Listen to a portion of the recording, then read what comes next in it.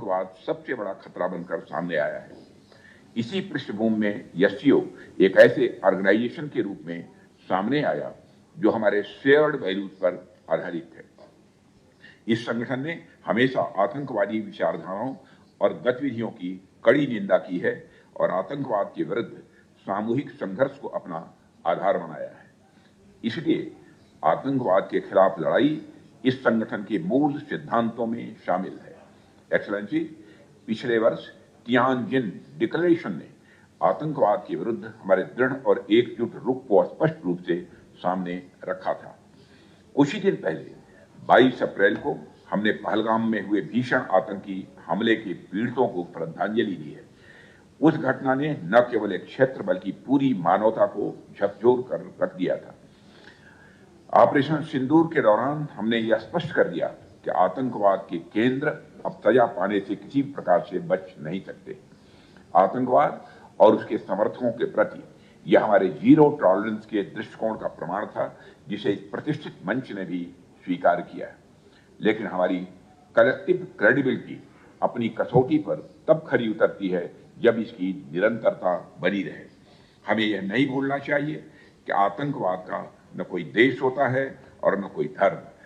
Terrorism और innocent humanitarian loss के लिए कोई भी वजह, चाहे वह वास्तविक हो या काल्पनिक, जायज नहीं है। एक्सेलेंसी, इस संदर्भ में एससीओ के रीजनल एंटी टेररिस्ट स्ट्रक्चर ने एक बहुत महत्वपूर्ण भूमिका निभाई है। भारत की चेयरमैनशिप के दौरान countering radicalisation leading to terrorism, separatism and extremism के विषय में जारी हेड्स ऑफ स्टेट्स का ज्वाइंट स्टेटमेंट हमारी शेयर्ड कमिटमेंट को दिखाता है।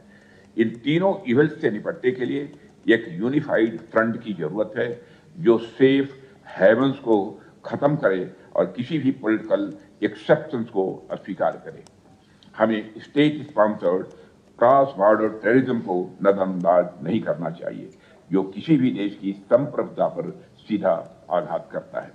इस विषय में दोहरे मानदंडों के लिए कोई स्थान नहीं है और एससीओ को उन लोगों के खिलाफ उचित कदम उठाने से पीछे नहीं हटना चाहिए जो आतंकवाद को समर्थन, आश्रय या संरक्षण देते हैं।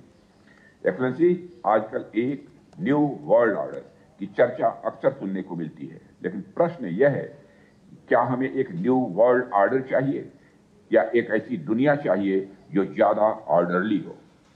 हमें ऐसी व्यवस्था की आवश्यकता है जहां हर व्यक्ति को सम्मान और गरिमा मिले, जहां मतभेद विवाद का रूप न लें और विवाद विनाश का कारण न बने।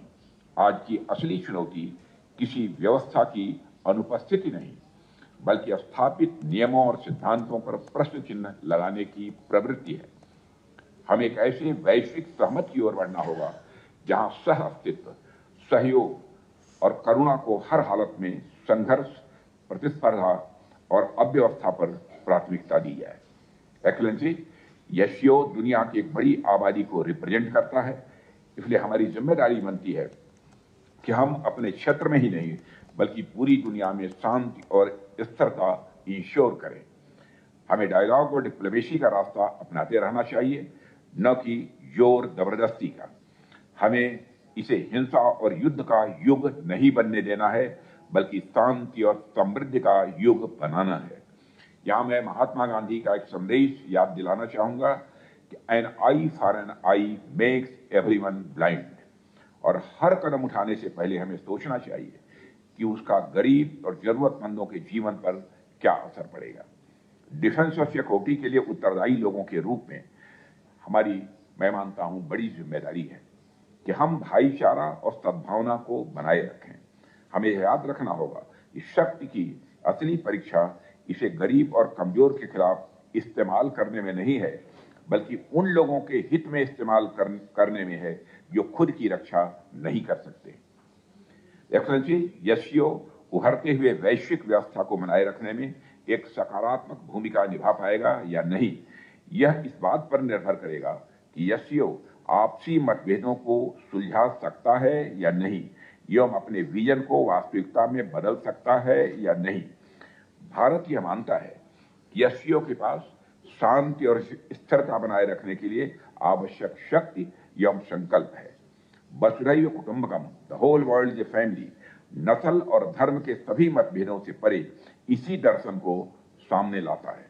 एक्सेलेंसी, अंत में मैं यह दोहराना चाहता हूं कि भारत एससीओ के मैंडेट के क्रियान्वयन में सकारात्मक भूमिका निभाने के लिए पूरी तरह से कमिटेड है। इक्वालिटी, म्यूचुअल रेस्पेक्ट और डीपर अंडरस्टैंडिंग के आधार पर एससीओ सदस्यों के बीच अधिक सहयोग और आपसी विश्वास इस संस्था को उम्मीदों का प्रकाश स्तंभ